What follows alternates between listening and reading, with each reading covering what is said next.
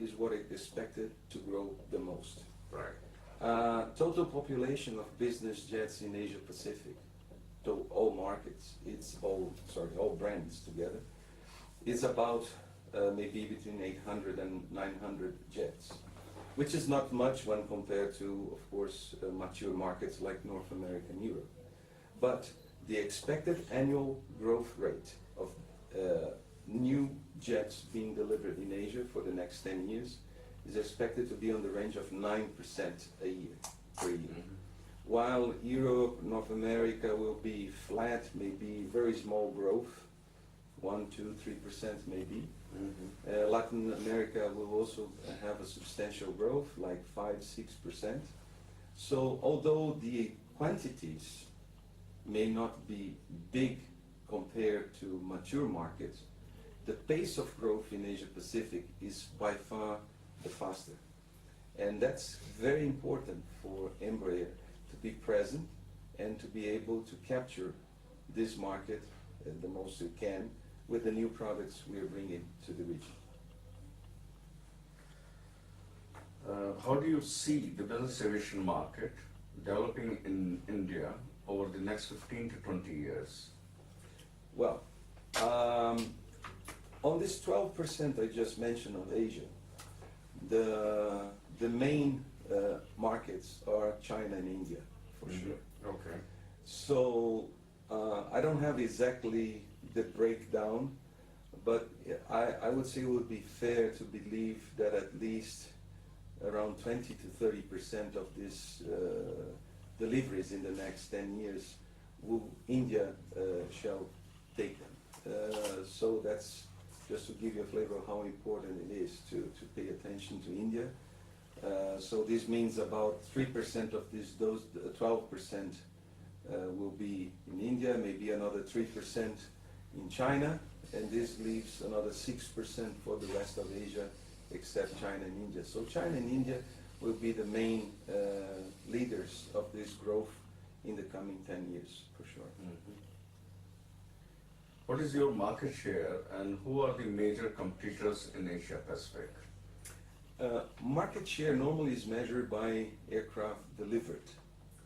And in that sense, as Active Jets, we only have delivered the Legacy so far, which is close to 180 units Mm-hmm. on the super mid-size category.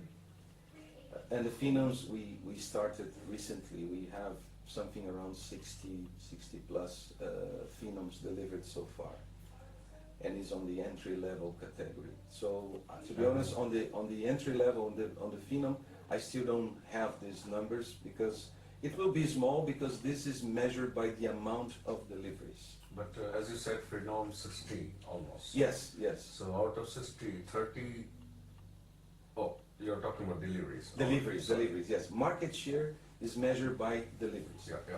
On the super mid-size jet, that is the Legacy, where the Legacy is positioned, the Legacy 600, we have had over the last couple of years, 2-3 years, in between 13 to 15% market share. And when you look at how dense or how many manufacturers are in the market, this is, I would say, either the leader or between the top two leaders in market share on the super mid-size market, right? In terms of competition, I would say on the super mid-size, it varies from product to product, of course. I would say on the super mid-size, we have competition with Bombardier. They have products in that area. We have competition with Dassault, with the Falcons. We have competition with Gulfstream. To a certain extent with the Hawker. Not much with Cessna. To a certain extent maybe with the Citation 10, but it's marginal, I would say. Most competition with the Legacy 600 will be on Bombardier, Dassault, and Gulfstream. But I'll say on our product portfolio, that goes from the entry level to the ultra large, I'll say everybody has products. But it's interesting to mention that probably EMBRAER is the unique OEM that has a full product portfolio.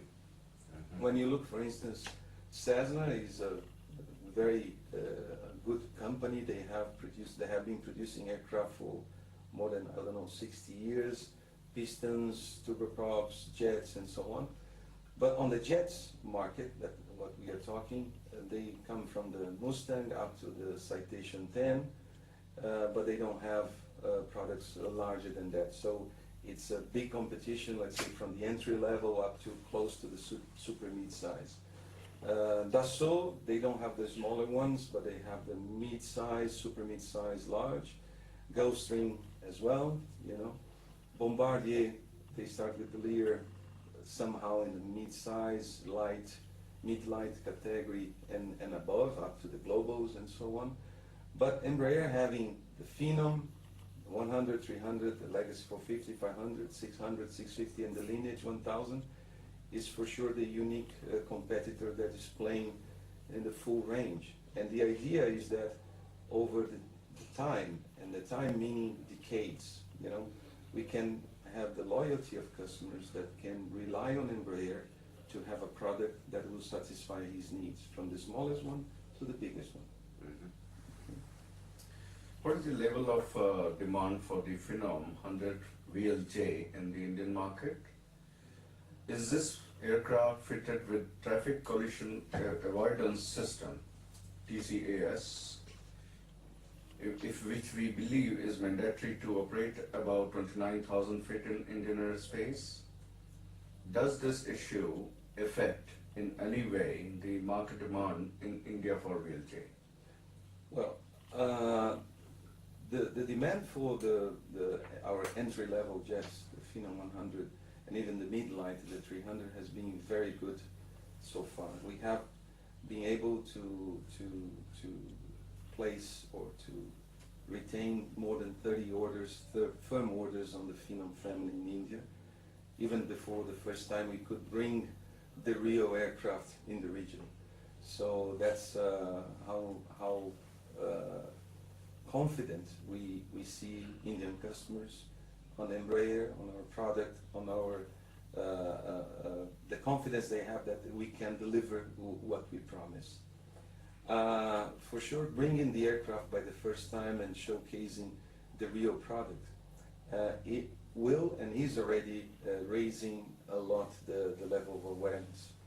The Phenom 100, for instance, is ideal for most of the needs for Indian business people on, I would say, on small to medium-sized business, either if they own or if they charter or use an air taxi. From from Mumbai, for instance, you can cover all of India without any stop with a product on the range of $4 million. State-of-the-art jet, flies fast, high, has a lot of technology, the appeal of the BMW interior, very low operating costs, low emissions. So there is no better product in comfort and in technology and cost than the Phenom for that application. So we see a very big opportunity for the Phenom 100 in the Indian market. In terms of capabilities of the aircraft, we are right now working together with the DGCA to certify the Phenom in India, and the first deliveries will come July, August next year. And it's true, it's mandatory to have a TCAS 2 among a few other things, and Embraer will be fitting the Phenoms to India with TCAS 2 in order to be able to comply with the requirements here and with the requirements to fly above flight level 290. Yeah. Mm-hmm. Who are the customers in the Asia Pacific region who have either ordered or received the Phenom 100 VLJ? Yeah, the received, we don't have any yet received. Probably India will be the first region, first country in Asia to have the Phenoms. Mm-hmm. We have sold Phenoms in India, we have sold Phenoms in Indonesia, in Taiwan, in Australia, what else? Taiwan, Australia, Philippines. So quite a few places, but probably the first one will be India, close to And then it starts, because then we'll be coming to different places around Asia. Okay. And what approximate number is going to be delivered? Well, I don't